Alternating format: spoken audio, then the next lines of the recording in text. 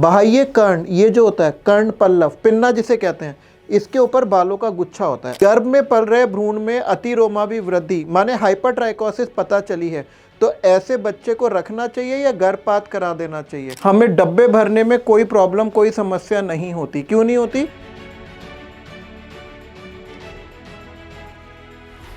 तो नमस्कार बच्चों, आज हम फिर मिले हैं और हमारा जो विषय चल रहा था वो था वंशावली विश्लेषण। और जैसा कि मैं आपसे हमेशा कहता हूं कि जो बेस्ट 3 कमेंट्स होते हैं उनका मैं रिप्लाई करूंगा। एक कमेंट मुझे बड़ा अच्छा लगा, पिछली वीडियो में एक बच्चे ने लिखा था कि सर ये आपने ऑटोसोमल तो बता दी, अब इसमें और लिंग सहलग्न में क्या अंतर है? तो बेटा कल हम लिंग सहलग्न, एक्स सहलग्न शुरू करेंगे। तो आज बढ़ते हैं आगे। ये वंशावली विश्लेषण का 7वां लेक्चर है और आज हम इसमें तीसरी वंशावली पढ़ेंगे। उससे पहले मैं आपको रैंक प्लस की पूरी टीम से मिलवाता हूं। ये अपने सारे टीचर्स हैं जो आपको अलग अलग सब्जेक्ट्स पढ़ाएंगे। आगे बढ़ते हैं अपनी वंशावली 3 से। आपको बहुत अच्छे से पता है कि हमने वंशावली जो हम पढ़ते हैं तो उसमें हम पहचान लक्षण लिखते हैं। तो यहाँ पर सबसे पहले मैं लिखूंगा पहचान। आप इस पूरी वंशावली में देखें, लड़का रोगी, लड़का रोगी, लड़का रोगी, लड़का रोगी, लड़का रोगी, लड़का रोगी, लड़का रोगी, कोई भी लड़की रोगी नहीं है। और हम इसी के साथ साथ पढ़ेंगे, इसका जो सबसे अच्छा उदाहरण है जो हमें पढ़ना है वो है अति रोमाभिवृद्धि। इसको इंग्लिश में क्या कहते हैं? इसको इंग्लिश में कहते हैं हाइपरट्राइकोसिस।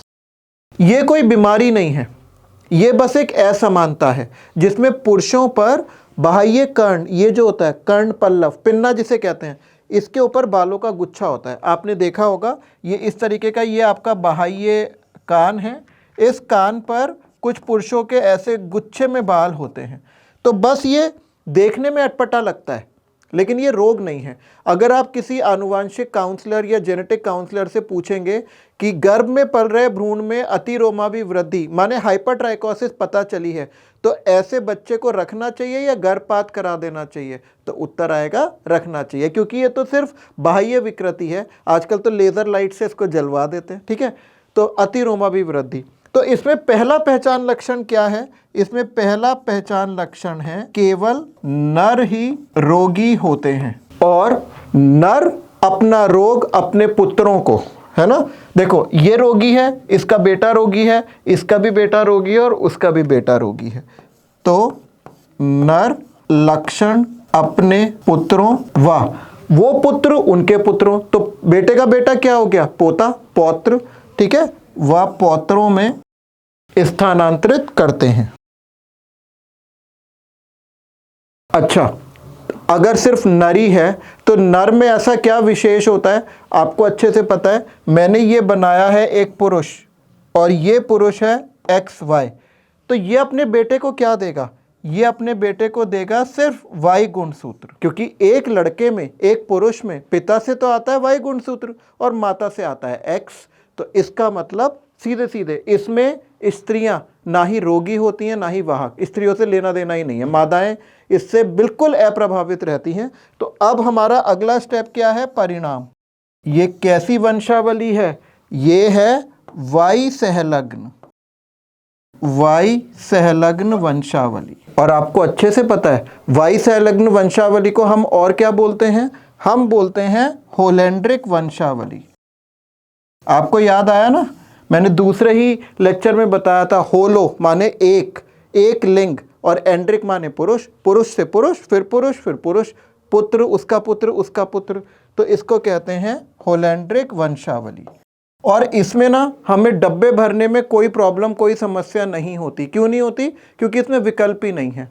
अगर कोई स्त्री दे रखी है, स्त्री तो इससे बिल्कुल अप्रभावित रहेगी, तो स्त्री को हम लिखेंगे XX। ये पुरुष जो खाली है, बिना रंगीन है, ये पुरुष होगा सामान्य पुरुष माने XY। और जो रोगी पुरुष होगा, ये रोग कैसा है? वाई सहलग्न, तो ये रोग होगा ऐसा।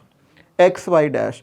तो मैं इसमें डब्बे भरने में आपका टाइम बिल्कुल वेस्ट नहीं करूंगा, क्योंकि ये पेडिग्री, ये वंशावली सिर्फ पहचानने के लिए आती है और आपके सिलेबस में सिर्फ यही ध्यान रखना है कि अतिरोमाभिवृद्धि वाई सहलग्न है। इसका मतलब होता है बाह्य कान पर बालों के गुच्छों का उपस्थित होना। और इसका उपचार क्या है? Laser treatment. लेज़र से इन बालों को जला दिया जाता है, फिर ये दोबारा कभी नहीं उगते हैं। तो बेटा आज आपने तीसरी वंशावली पढ़ी है, इसको अच्छे से घर पर प्रैक्टिस कीजिएगा और हम मिलेंगे कल वंशावली 4 के साथ।